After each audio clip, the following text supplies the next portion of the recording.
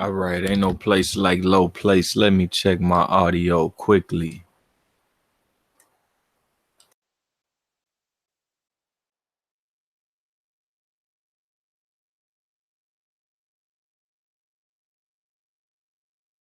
Oh yeah, we up, we running.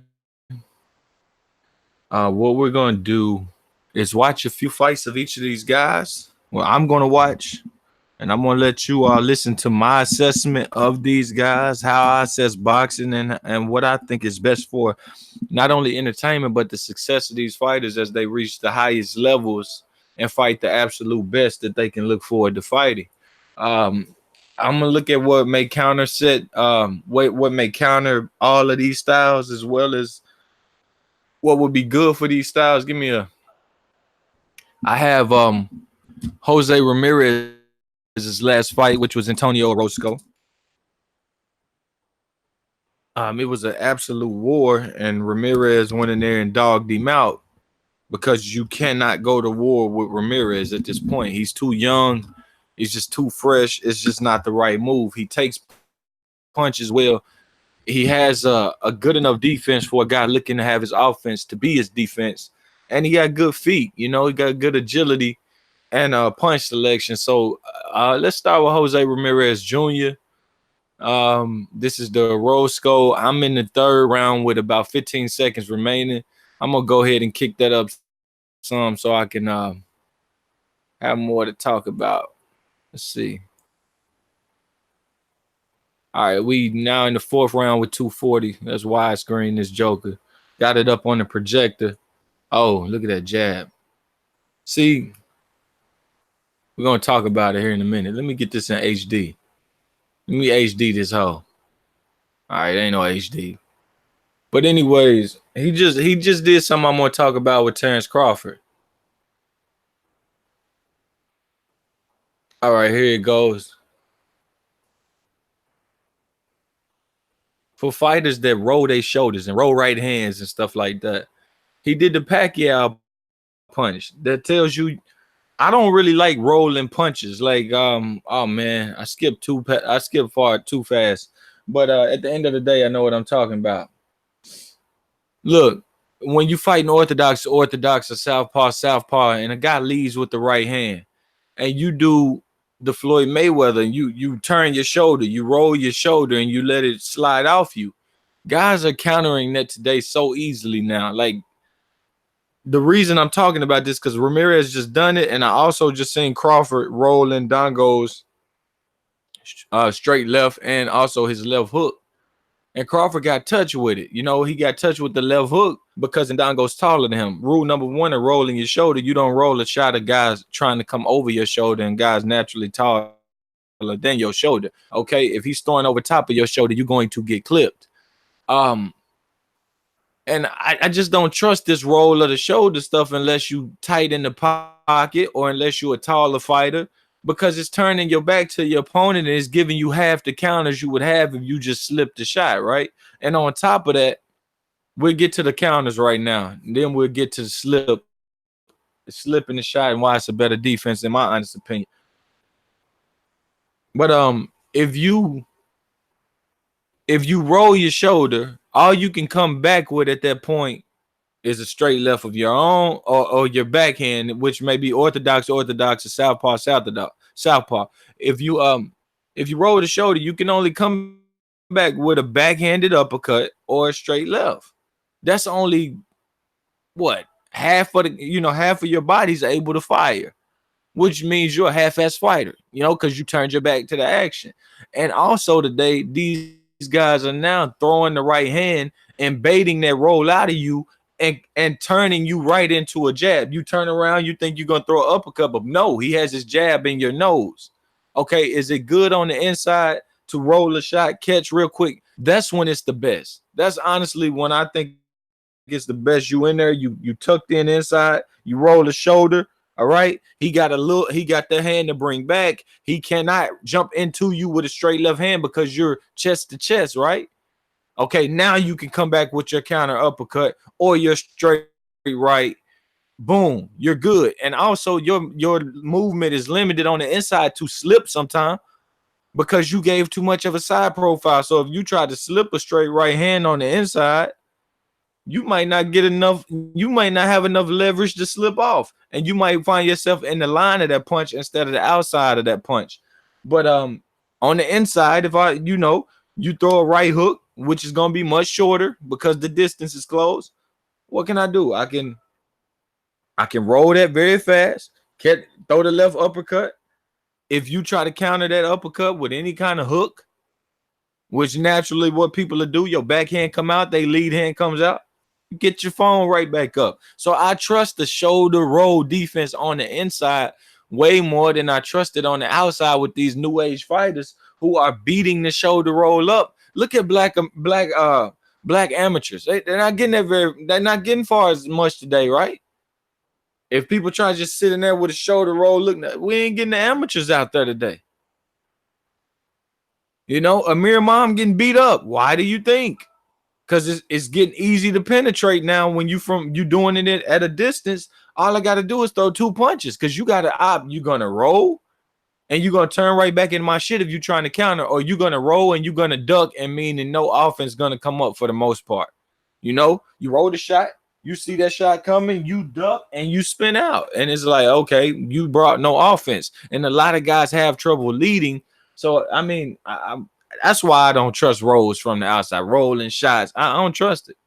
I don't trust it. And then if a guy doesn't come with that punches, sometimes it just becomes you turning, opening up, and it becomes an amateur slugfest. Here we go. Let's start up a 6th round with 1 minute left with Ramirez. Ramirez got a leaky defense at times, but a good jab in this fight. He's fighting Orozco, probably his best opponent. His only top 5 win at the time would be Orozco. Nice left hook to the body. Dude got some good stamina to throw out these punches.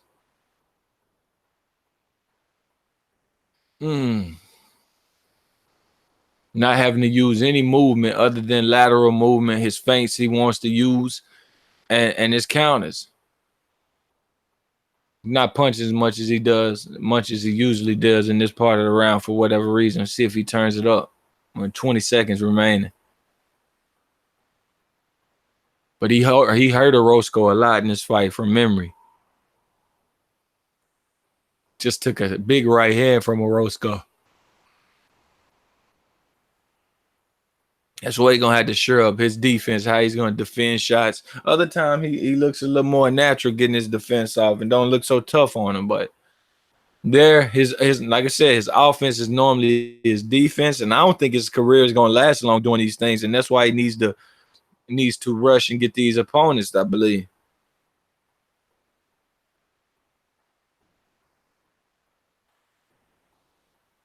I'm trying to speed up. Let's see what the replay was. The right hand. He got hit with a lead right hand. Let me make sure.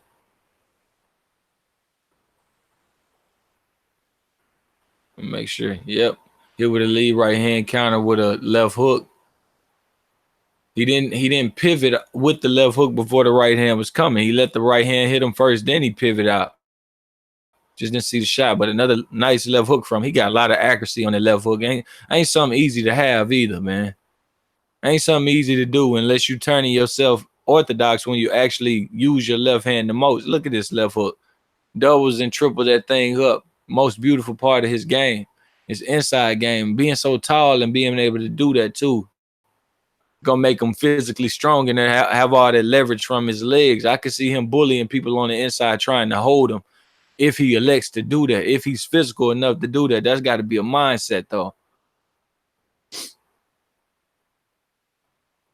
A lot of leverage on them legs to be a nice jab from him. Another nice jab. He catch you out of position, shoot that jab. He doing his thing. Now, what he could learn from on the front foot, because he's getting hit with jabs. He has a dominant jab. He has a stiff jab. But something he could learn is what I talked about with Kovalev. When he throws his jab, he only goes to the left. Something he could use is push your opponent to his right and use your jab. You come forward so much, you need to learn how to fight going to your left and to your right. Because if you go to your left more, you get to push your jab into your opponent while stepping in, if you're aggressive as he is. and your opponent has to throw the jab going backwards and in a compromised position, which means he's now one-handed with his right hand being most of his work. His check left hook isn't going to work because he's so far inside of you.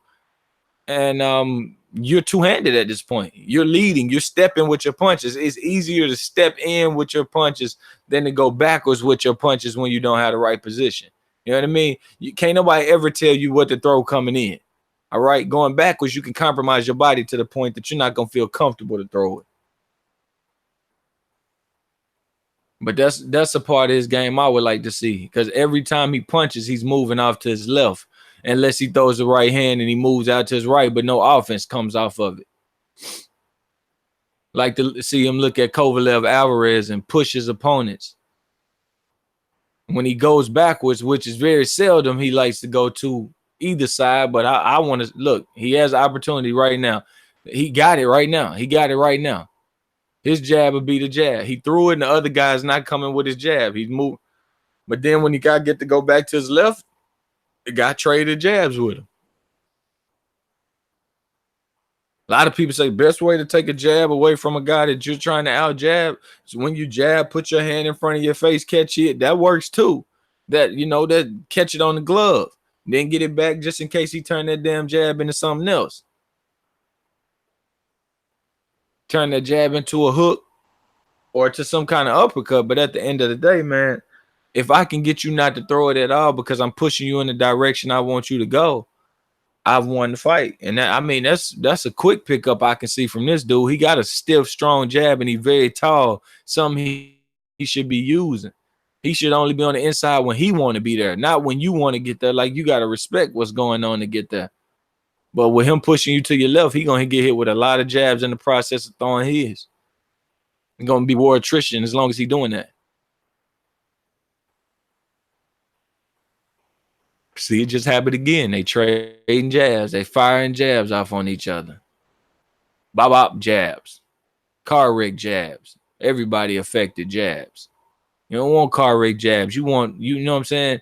If anything, you cause a fender bender with that jab. You hit somebody and they was, hit a parked car with that jab. Yeah, that's a deficiency of his game. He only stopped going. He only stalked, letting the opponent get to his left. And now the opponent's giving him the angle that he shouldn't want, pushing him to his right, and Ramirez ain't taking it. He might not be comfortable fighting going to his left. But that you would think he would be, because it'd walk you into his left hook, wouldn't it? He just got hit with a big overhand right. Yep. He stays too upright in the clinch. Got caught with a big overhand right. But Orozco ain't no punk fighter, though, man. I've seen a lot of him. He used to remind me of Victor Ortiz a whole lot. Whew. I just ate good, y'all, man. I had grilled chicken salad, Thousand Island dressing, homemade bacon bits and shit, homemade dressing. Oh, man, I ate good, but I was in there whipping it up. Got sleepy. Gonna take a little nap before the fights come on. You know how I get down.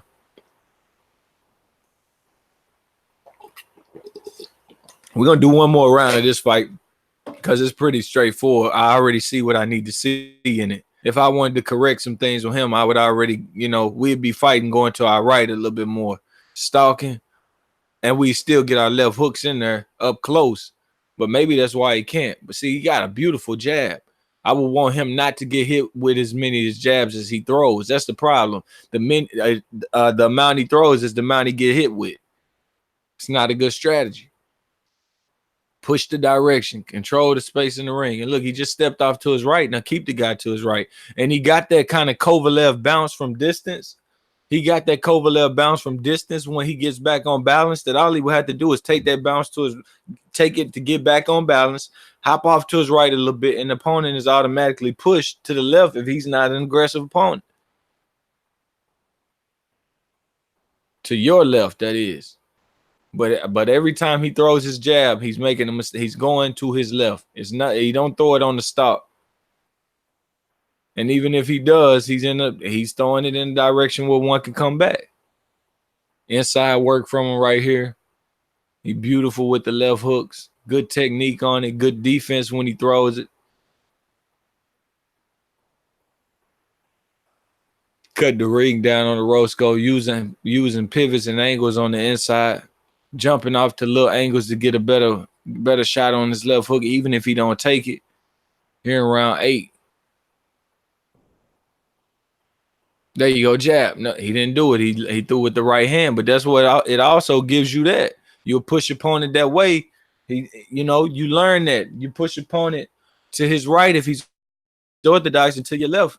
It's easy to go around his guard because you got your right hand coming across your body. You throwing a right cross instead of a straight right. You are throwing a right cross. Okay, so what does it do? It goes across your body and it goes behind his guard, hits him on the ear. All right. That's how people say throw the cross, like that's what I've learned. When you go into your left and you fight an orthodox fighter, you're not throwing it straight, you're throwing it cross. Okay.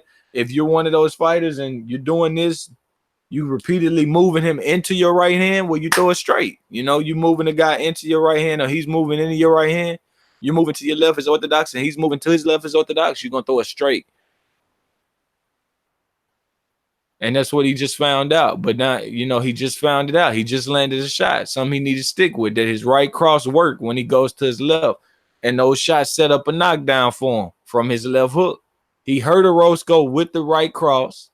He hurt him with the right cross. 2 of them. Orozco looks at the ref. Let's see. He's throwing his right cross again from that same place across his body. He's making him deal with it. And then he follows that up, getting to the angle to throw the left hook. He takes a step to get to it. That was great technique. Great technique. Cross pushing him back and to his right. Cross. Another cross. Okay. He defends that. And boom. The ring is cut off. He ain't got no more ring there. Now you said with your left hook. Got the knockdown.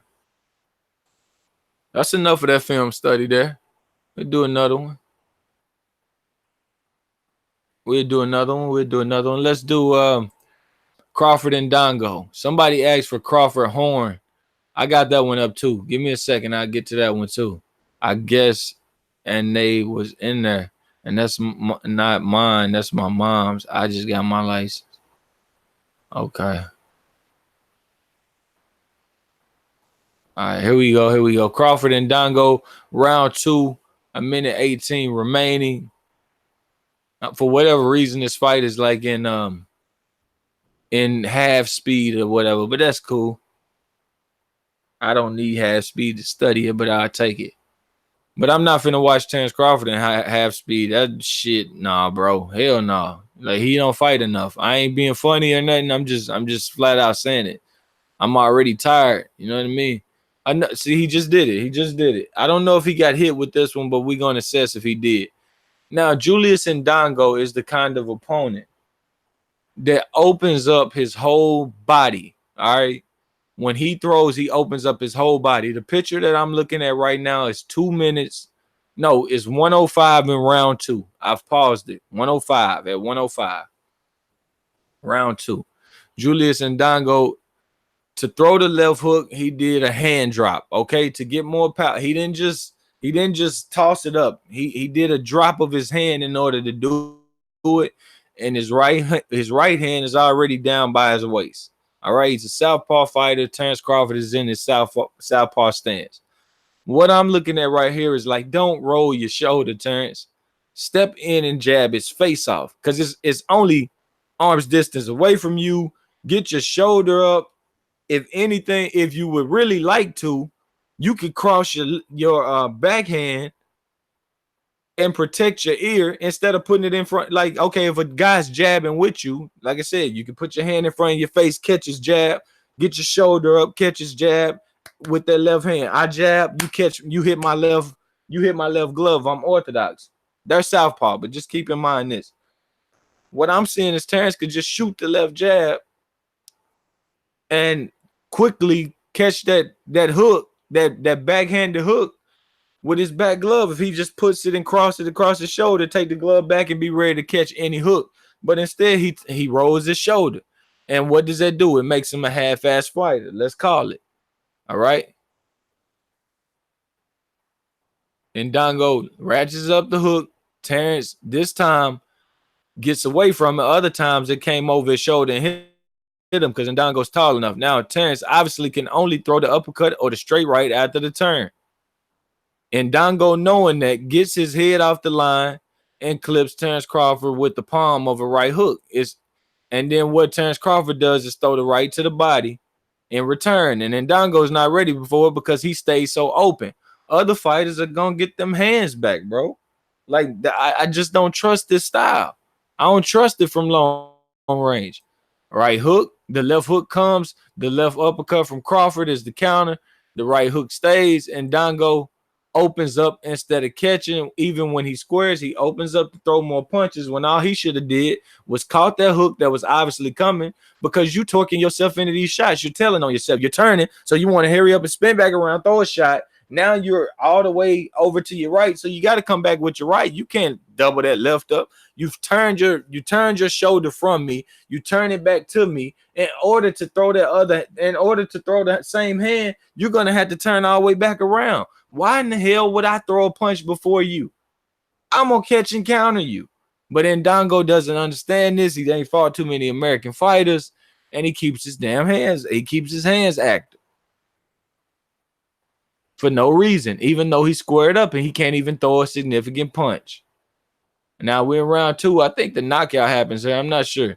One knockdown happened. He caught Ndongo going. It was good accuracy on that shot from Terence. Ndongo kept ducking the straight right hand, and he was never closing the distance as he ducked it. When you close a straight right hand, you want to smother that straight right hand too. All right. If you're gonna go low and change the level on it, you want to smother into that guy as well. With a straight left hand or right hand, depending on if you're orthodox and southpaw. Round 2, 35 seconds remaining, and Ndongo's holding.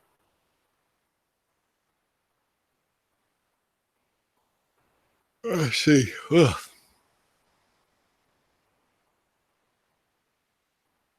Crawford got him on the back foot some, and Ndongo didn't have good balance in this fight.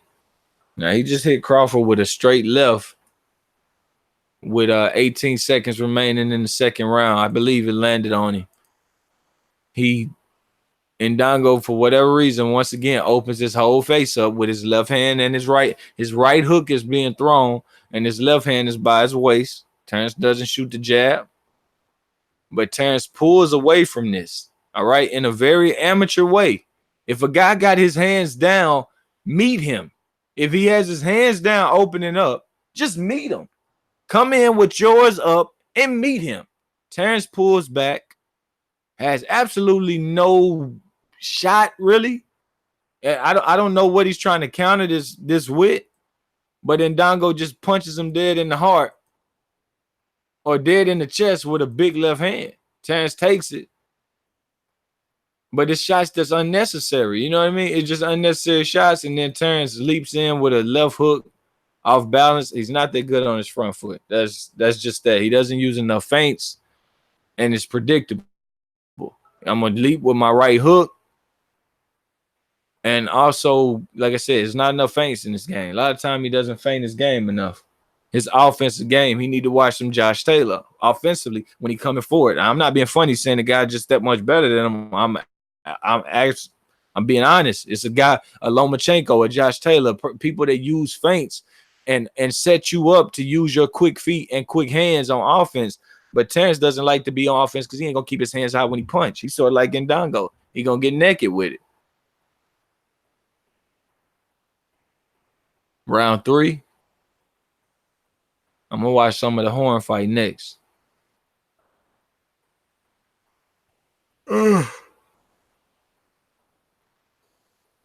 And to talk about this, it's not one of the guys that Terence Crawford's gonna hold, right? He doesn't bring enough pressure, and Ndongo don't bring enough pressure for Terence Crawford to want to hold him.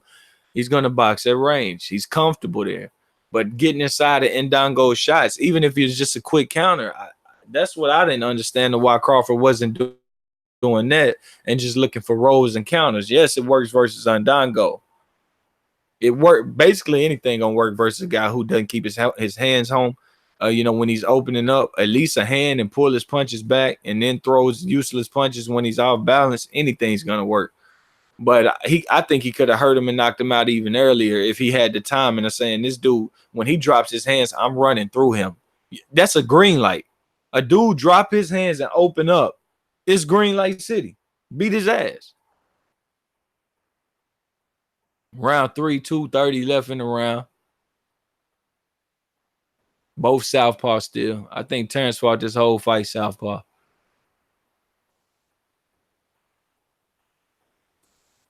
Made a mistake right here. And Dongo slipped inside of his jab, and Terence, throwing his jab, going to his right. And Dongo ratchets up a big left hand. Terence just looks it off.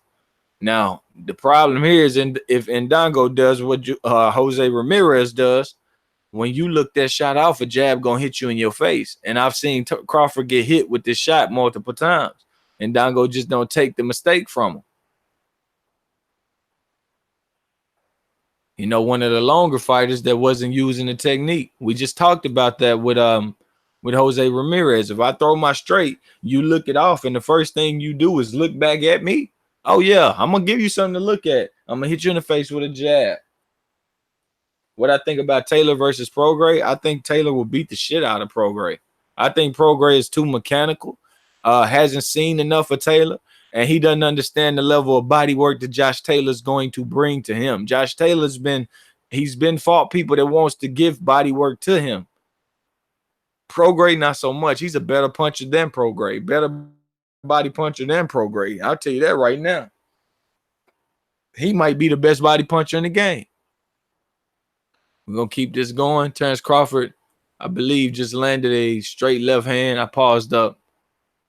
And Ndongo makes the same mistake, seeing the jab and going to the left of the jab. Why do that? Why not go to the outside when the guy doesn't throw the jab? He throws the right jab and he doesn't move off, and you're in front of him, center of the ring. Why go to the inside? You can go outside that jab. Come on with it. Come on with your right hand. Come on with your hook. Come on with anything you want to come with. Come back with your left hand. They're orthodox. I'm sorry. Shoots the jab. You slip outside of it. Come back with your left hand. You bring your right hook after. I messed up because the stances are different here, y'all. I didn't understand going inside this hook. Going inside of this jab. I didn't get it. Not in the position he's in, but that's the mistakes Ndongo will give you. Now he just went outside the jab, and he could have thrown his own straight right hand. He didn't.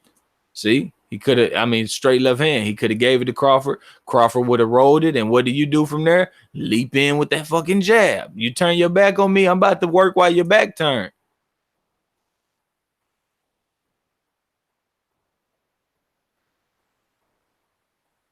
And Ndongo putting his head all over his feet as he punches, and he's about to pay for it. Here shortly. Terence just got real off balance. And Ndongo slips outside the jab again, like I just said he should, but he's not bringing his left hand with it. He bringing clubs up. I don't know why he's doing that. He slips. Oh, shit. Sorry. As he slips, Terence comes with a right. He comes with a left hook and clubs. Terence Crawford knocks him off balance a little bit. Hits Crawford with another left hook because he's trying to turn that shoulder and hold. That was a nice left hook from Ndongo. It's sloppy as shit. But he landed it. Okay. Clip Crawford cleanly. Because he's not doing it. Like if somebody throwing a left hook that arcing wide, get under it and go to his body. This is my problem with Terence Crawford, bro. He keeps his head and his chin high. He doesn't do much off of level changes. And it seemed like his stance and everything like that is perfect enough to do it. Shit, a hook that wide, you don't even, what I just saw from Ndongo, this man looked like he was changing a light bulb the way he threw that left hook. All Crawford would have had to do is not swoop under, just bend his knees, tuck a little bit, right hook to the body, left hook to the body. Or even he could have tucked and threw a left. The hook was so wide, he could have just tucked it and ran through with his backhand left hook. That's how wide the hook was. But he's just a pull fighter. Everything is like a natural reaction of avoidance and pull. I don't get that, man. And he got clipped. Y'all can't tell me it's safe to keep turning your back to opponents. I just don't get it. Not when these fighters getting clipped and beat up that way today. Here we are. Now this is the knockdown. Terence gets it, and Dongo shoots with the jab. Crawford breaks the range, and Dongo doesn't step with his punches. Instead, he reaches with the punches, right? He don't do a line drill with the shot. He steps with the jab. He should have came with a second jab, but he just came with the 1-2, and he's reaching, bringing his feet completely over his head completely over his feet. And Terence Crawford did what I suggested. He ran a right hand in him. This time it wasn't no turn of the shot. Just pull away from it. He let the left go past him because he made a mistake. He fell short and he reached, and boom, just come with that left hand and the right hook to the body, and that's what stopped him. That's what stopped him. I felt like he should have did it earlier. Could have did it earlier. And Dongo give you so many mistakes, man. Like, he's just too wide with his punches. You can see that. Look at Bo Mac trying to get in the ring. Big ass. All right, somebody wanted the Terence Crawford versus Jeff Horn. Man, I don't feel like doing that one. To me, that was a bad fight. But let's do it anyway. Let's get to it. All right, 102 in the fight. We had already had a tie-up like 250 in it. I don't think I'm going to do that one. My biggest issue with Jose Ramirez, he stalks, which is beautiful for him, and he keeps you at the end of his punches, but he needs to get the direction of which way he's going to get his jab off. And I'm going to conclude this, and I'm going to take a little nap before the fights come on. I'm on house arrest. I can't do nothing else. Maybe chat it up with some chicks when I get up, see if I can get some company, something like that maybe. Just tired of tired of chilling alone and shit. Is what it is. But yeah, in conclusion, Jose Ramirez he doesn't control what he wants you to do in the ring with that lead jab, and it's long, strong, and effective. He basically likes to only go to his left and throw it while you're throwing yours to your left and change an angle with it, but he takes punches while he does it. What I would show him as a trainer, I teach him, you push this opponent backwards, make him go to his right. You're still two-handed because your right cross is beautiful. Look at your knockout. Look at your knockdowns of a roast coach. You throw your right cross, you throw your jab. Your jab is effective because you can step in with it at that angle you want to hit him with, and then you could get out of range and bounce back right to a spot to make him go to his right and backwards again, right? That's what I show him. For Terence Crawford, I just think it's entirely too much pulling away from punches. And certain guys don't quit coming. Like if you roll a punch with Sean Porter, yeah, good luck. He's right there on your shit still. He's right there throwing that Manny. He trained with Manny Pacquiao. If you roll a punch with Manny Pacquiao, good luck. As soon as you come, he's knocking on your door with a straight shot. As soon as you turn around, say, was somebody knocking? Yes, he was there knocking. All right, I would like to see Terence Crawford roll under shots, not roll from shots, roll under shots, not look shots off, roll under the shot. Now, if you're going to look a shot off, don't turn your head right back to opponents. That's my opinion. If you're going to roll a shot, if I'm on the outside and I'm rolling the shot, I'm ducking what's coming. I'm ducking the next thing that's coming. I'm turning. I'm going to get physical with you, and then I'm going to rip your body. That's my attempt. Now, if I'm on the inside, I'm fine with rolling because you are not going to throw a right hand and come with a little 6-inch jab on. It's just not going to happen. You're not going to do it. You're going to turn it into a hook. Your lead hand is already almost parallel with my face, parallel with my jaw. So it's just not gonna happen. You're safe. You're more safe. So that's my assessment on both of these two fights and what the fighter could have done better and what you would want to teach a fighter to get him out of danger and put him in a more dangerous position. You know what I mean? But that's my take on it. It worked for Sergey Kovalev, what I'm saying, and what I'm saying for Terence Crawford definitely works for Josh Taylor, where he sees the guys throwing wide hooks. And I don't remember how Prograis knocked this guy out, but I ain't gonna go watch either. It shouldn't be too tough to knock out an Ndongo the way he's opening up it and the way he can't take punches. Like, you should get knockout victories over him. I wouldn't be surprised if he's used to get knocked out by other people. But yeah, I'm gonna see what time the fights come on tonight. I'm gonna go live again. I don't know how many people watching. I don't know who's in the chat because I'm looking at another screen.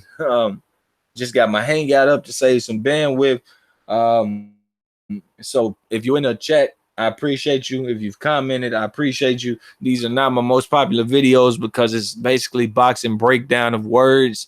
And a lot of people can't follow that. A lot of people can't even follow when you show the visuals. But of course, we can't show the visuals right here, right now. But if you are in the chat, I ask you that you hit the thumbs up, and I appreciate you being there. I ask that you subscribe to the channel if you haven't already done so. And I ask you hit the bell icon to get the notifications when we go live if you haven't already done so. Had a good time looking at these. Gonna take a nap, get ready for the fights later on. Ain't no place like low place. And I'm out.